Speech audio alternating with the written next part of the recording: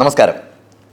Different arts സെൻറ്ററിൻ്റെ ആഭിമുഖ്യത്തിൽ സംഘടിപ്പിച്ച ഷോർട്ട് ഫിലിം മത്സരത്തിൻ്റെ ഫലം പ്രഖ്യാപിക്കുകയാണ്.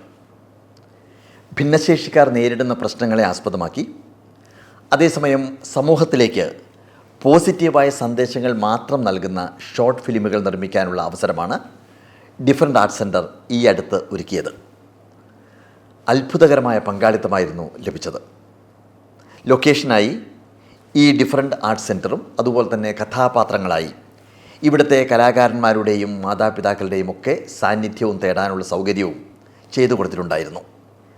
ഒരു ദിവസം കൊണ്ട് ചിത്രീകരിക്കാവുന്ന രീതിയിലുള്ള 5 മിനിറ്റിൽ കവിയാത്ത ഷോർട്ട് ഫിലിം, അതായിരുന്നു നിബന്ധന. നമ്മുടെ യുവാക്കളെ സമ്മതിക്കണം. അപാരമായ ഭാവനാശേഷിയാണ് അവർക്ക്. അതവർ കൃത്യമായിട്ട് തെളിയിക്കുകയും ചെയ്തു. ഇനിയുള്ള 4 ദിവസങ്ങളിലായി വിജയം നേടിയ ഷോർട്ട് ഫിലിമുകൾ ഈ ചാനലിലൂടെ പ്രദർശിപ്പിക്കുകയാണ്. ജൂൺ 15 ഡിഫറൻറ്റ് ആർട്സ് സെൻറ്ററിൽ നടക്കുന്ന ഫേസ് ടു ഫേസ് പരിപാടിയിൽ വെച്ച് വിജയികൾക്കുള്ള ക്യാഷ് പ്രൈസും അവാർഡുകളും സമ്മാനിക്കും. ജൂറിയുടെ വിലയിരുത്തലിൻ്റെയും അതുപോലെ തന്നെ മത്സരത്തിന് നൽകിയിരുന്ന നിർദ്ദേശങ്ങളുടെയും അടിസ്ഥാനത്തിൽ 1, 2, 3 സ്ഥാനം നേടിയ ലഘുചിത്രങ്ങളും ഡോക്യുമെൻ്ററി വിഭാഗത്തിലെ ഒരു ഹ്രസ്വചിത്രവുമാണ് പുറത്തുവിടുന്നത്.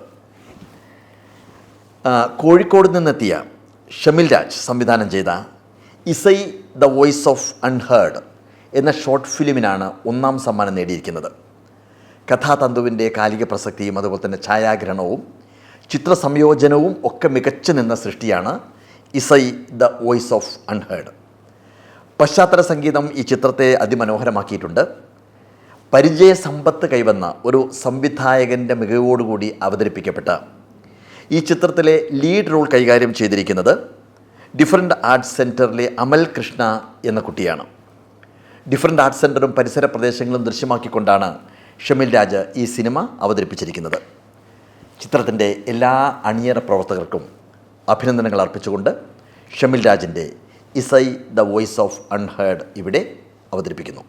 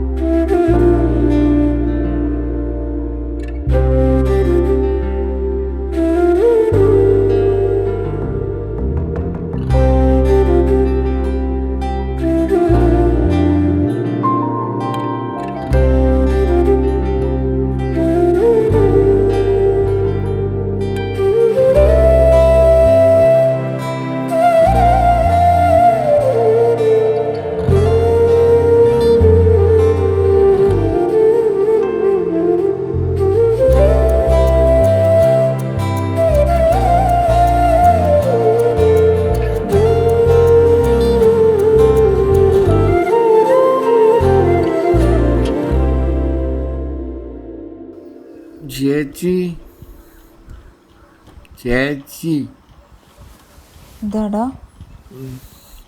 ആട് പാടണം, പാട്ട് പാടണം പ്ലീസ്. അങ്ങനെ ചോദിച്ചാ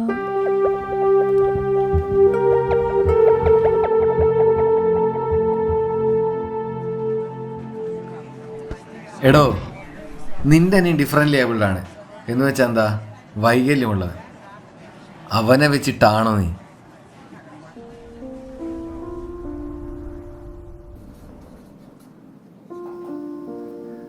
ഉയ്യ്, ഇത്ര ആൾക്കാരും മുന്നൊന്നും പാടാനോ?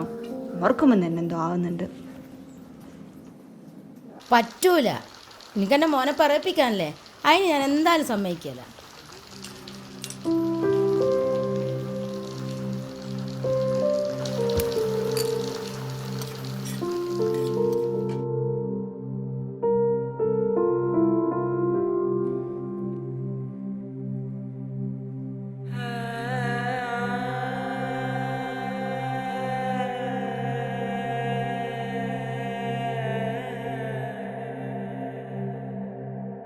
എൻ്റെ അനിയൻ ഡിഫറെൻ്റ്ലി ഏബിൾഡാണ്.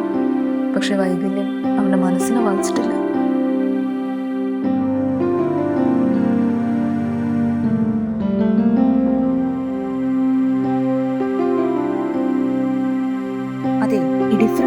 വെച്ചാൽ വൈകല്യം ബാധിച്ചവർക്ക് മാത്രമല്ല, വ്യത്യസ്തമായ കഴിവുള്ളവർ എന്നൊരർത്ഥം കൂടെ ഉണ്ട്. അതാദ്യം മനസ്സിലാക്കുക.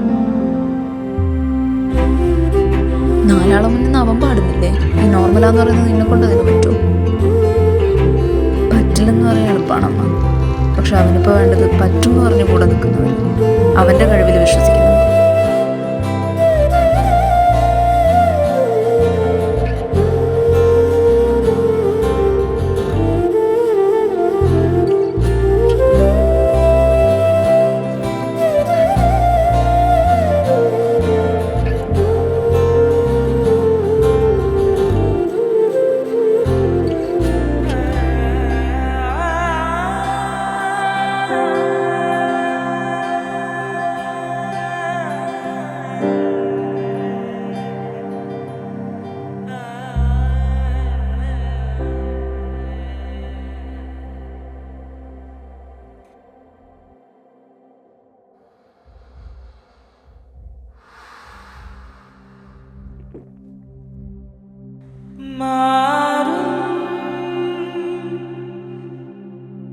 ലോകം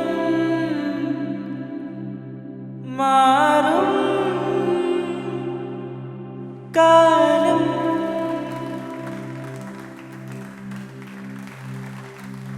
പുതിയൊരു പുലരി വരും.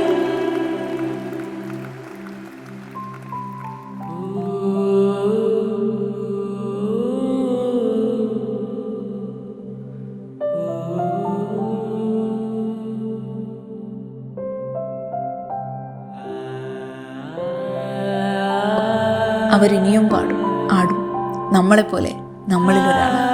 കാരണം ഇത് അവരുടെ കൂടെ ലോകമാണ്.